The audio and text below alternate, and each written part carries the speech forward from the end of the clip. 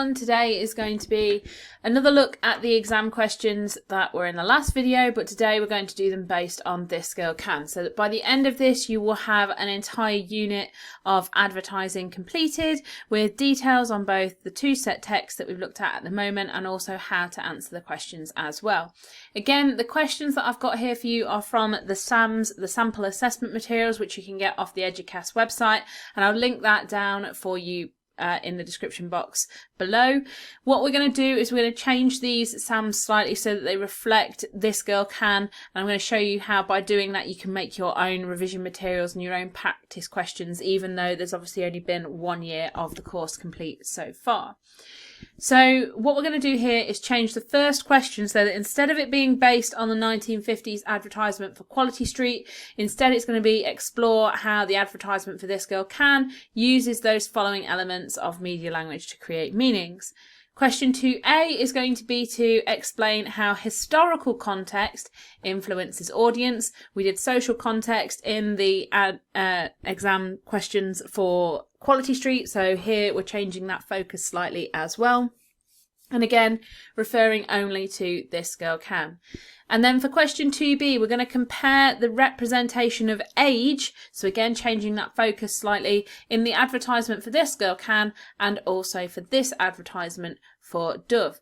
Now there's no guarantee that in your exam you're going to get something that is similar in terms of its content, so obviously This Girl Can is promotional and it's about sport. You're not going to get necessarily another advertisement that's promotional and about sport to compare it to. So they could pick any sort of focus, whether it's age, gender, culture, race, place, anything like that, to compare to one of the set products that you have been given. Okay, so we're going to use this one here, and obviously Google Images is great for finding any sort of advertisement, front cover, anything like that that you want to analyse as a comparison and something to practice against, then that's great. Alright, so question 1 then. Explore how the advertisement for This Girl Can uses the following elements of media language to create meanings: images, layout and design and language. The mark scheme, as we looked at in the video for Quality Street, I can't get my words out today, guys. What's going on? The mark scheme is very straightforward, okay, and it doesn't take a lot to get you into that 5-mark band. The only difference between each of these bands, these marks, is whether or not you're giving a minimal analysis, a basic analysis, a satisfactory analysis, a good detailed analysis, or an excellent analysis. So if you write in detail and you use relevant media language, you analyse that set product, and looking at that second bullet point, you focus on those intended meanings, you can get yourself into that top band, okay? So again, if you haven't already got into the habit of highlighting the keywords of the question, I would always do so. I find it really easy, not only for media studies, but for English, which is the other subject that I teach. I just think it's a really useful way of finding out exactly what the exam board want from you. So again, we're focusing on how they create meanings, how these different types of media language create meanings. And again, we're focusing on images, so obviously we've got the selective focus use in the background, but we've obviously got the main woman, the main protagonist, as our focal point. We're also looking at language, so we're going to pick out the logo and the fact that it's empowering, it's almost like an imperative. We're going to pick out the hashtag, and we're obviously going to pick out the main similes that we've got in the center here as well. And then layout and design, as we said in the last video, is looking at the advertisement as a whole. So here's my answer then for question 1A. The main image used is of a woman who's clearly enjoying herself at a fitness class. She's designed to represent the average member of the demographic rather than the stereotype of women in sport. This is why she appears to be sweaty and not what society might deem as attractive. While the main protagonist is viewed in a mid-shot, the selective focus indicates that there are other women of various ages and sizes working out in the background to show that the campaign is targeting a wide range of women in order to be inclusive. Okay, so looking at this, I've given a detailed analysis. I've given a focus of the connotations. I think because my paragraphs here are very straightforward, I probably could have included a third paragraph just to really cement myself into that 5 marks. But I'm doing everything I need to do to get into those top bands. And all of those key terms will be repeated at the end for you guys to jot down if you need to. Alright, so for language and layout and design, I'm not going to mark them. You guys can do that yourselves as part of this video. You can pause it, have a look at it, mark it. Let me know in the comment section below what you think I would achieve for each of these. The first element of language used could be considered confrontational. The simile, sweating like a pig, feeling like a fox, challenges the stereotype that women are feminine and attractive and therefore do not take part in sport or are far removed from the average woman who works out. It uses common cliches to make it recognisable to a large audience, which would give the campaign more attention. Now, the logo of the company, though, has language which is more aspirational. The ambiguous "this girl can" apply to anyone, as the demographic can put themselves into the position that's suggested. This is also linked with a social media hashtag that encourages the demographic to get involved. And for layout and design, layout plays a large part in this advert. The main aspect of layout can be seen through the overlaid text on top of the mid shot of the protagonist. By placing the text here, it desexualises the woman and in doing so subverts the recognised stereotype of women in media. It also helps to promote the message of the campaign in a visual way. It's also interesting that the logos of the partners, Sports England and the National Lottery, are smaller and out of the way so that they do not distract from the campaign's moral message. The fact that the text and logos are all in white allows them to stand out anyway, despite the fact that they may be smaller than the other elements on the page. Alright then, representation, question 2a. Explain how historical context influences advertising. We need to remember to refer to "this girl can" to support our points. That is crucial for this question. It shouldn't be waffling about "this girl can" and how it was set up. We need to focus on historical context in advertising and bring "this girl can" in as our evidence. So historical context influences advertising because of things like election priorities. Elections are huge historical events, so whatever a particular party is promoting at the time is obviously going to be featured in advertisements, even if they're not part of the campaign itself. It might also reflect traditional viewpoints, like we saw in the Quality Street advert, which was all about family values and sharing. Those traditional values that people have at the time are going to be reflected in the advertisements that we see coming out of that period.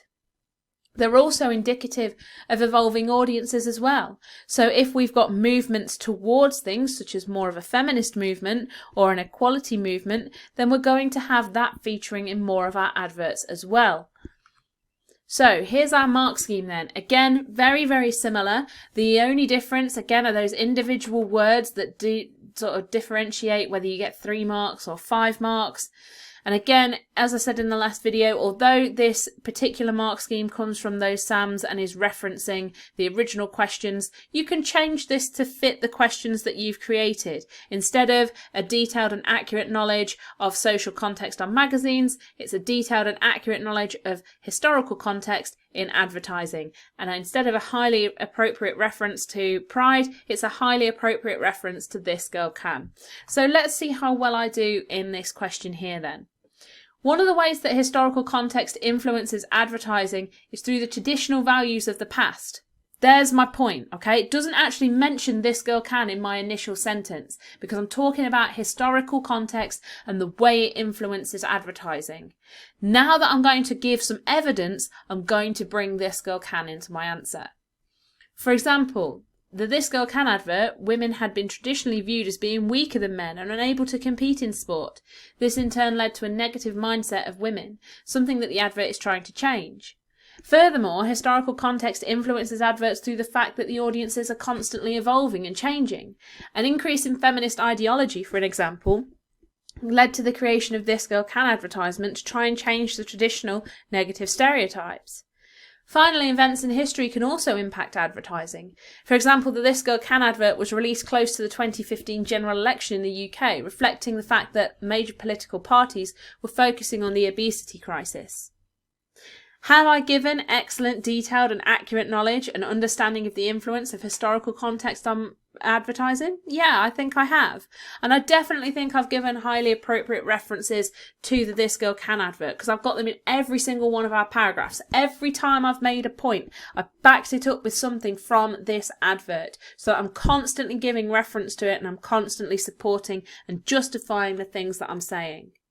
But again, this is the question here, 2B, where you are really going to make a difference to your grade. Remember, question 2B is worth 25 marks. That's more marks than any other question across both of the papers. So it's really important that we get this right. Okay, and I've color coded it here and highlighted the keywords of the question. So the choices that the producers have made is going to be basically the center of my spider diagram that we're going to have a look at next. Any similarities are going to be in blue, and any differences are going to be in purple. So representation then, and specifically the representation of age. The language that we've got in both of these adverts encourages inclusion. So that's one positive representation of age. And we've also got this idea that they're breaking down traditional stereotypes. They've both got very similar ideologies, which we can link to that presentation of age through the fact that typically age has been seen as being something that isn't beautiful, in the same way that women are viewed as not being beautiful in sport. Differences though is that the woman in the This Girl Can advert is clearly younger, while the older women are in the background, so they're not given as much of a priority in that advert, despite the fact that the two campaigns were created at a similar period. And also Dove deliberately focusing on age here. Okay, so This Girl Can could have picked any sort of woman in this advert, and in fact there were adverts in the campaign that referenced older women, but here we've got a deliberate focus on age as part of the campaign as a whole. Okay, so again, our mark scheme, more detailed now, which we would expect because it's a 25 mark question, but look at the language, still the same as all the other mark schemes we've seen already. So let's see how well I do here in this answer. One way in which the advertisements are similar in their representation of age is through the language that they use. For example, the advertisement for This Girl Can uses similes that feature negative connotations of females in sport, sweating like a pig. Whereas the Dove advert focuses on the negative connotations of age through the rhetorical question wrinkled. The main reason that the adverts use these ideas and types of language is because they're both aiming to break down negative stereotypes that have been traditionally held as part of female representation. The ideology and aim behind both campaigns is therefore similar, as both aim to break down these ideas and encourage a more positive view on females in the media. However, there are differences between the adverts. The main difference is the fact that the Dove advert focuses specifically on age, whereas the advert for This Girl Can is more about body positivity for females as a whole. Furthermore, despite the fact that older women are included in the This Girl Can advertisement, they feature in selective focus in the background, indicating that they're not as important as the female in the foreground. In comparison, the main protagonist of the Dove advert is clearly older and made to be the focus of the advertisement. Now, I don't know how you guys feel like I've done on this one. I don't think this is as strong as the answer that I gave for Quality Street. I do think that I've used the theoretical framework and not necessarily theories as much, but definitely terminology is mentioned there. And I think that I've given comparisons between the set and unseen media products. I think that there are well-reasoned judgments and conclusions, but I'm going to talk about that again in just a minute. And I think that top answer, the detailed analysis, I think is something for you guys to decide. Now, I said in the last video, and something that I need to mention again here, when I made these PowerPoints, I sort of remade them based on closing the old channel down. I hadn't yet gone through, or you guys hadn't gone through, the first set of exams for this course. Based on those first exams, what my answers are missing here is a final paragraph that gives an overall judgment, and that really would cement me with that last bullet point in getting an excellent mark. So you need to have a paragraph at the end that says, overall I feel that, overall I think, okay, so that you can bring in your personal views and you can back it up with everything that you've said beforehand.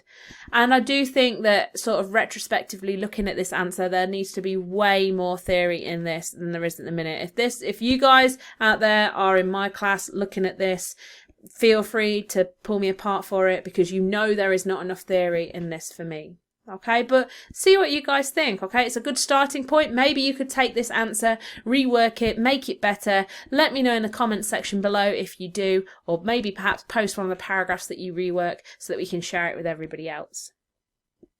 Okay, so here are the key terms that you guys are going to need for today.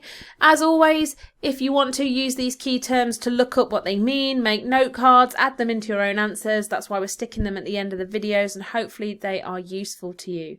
If you think they are useful, let me know in the comments section below. You can ask me questions, let me know what you think, and give me some suggestions for other videos that you'd like me to make. You can also get in touch with me through Twitter at media_revision, and if you haven't already, please subscribe, hit the button down below, and if you hit the little bell icon next to it, you get instant notifications every time I post a new video.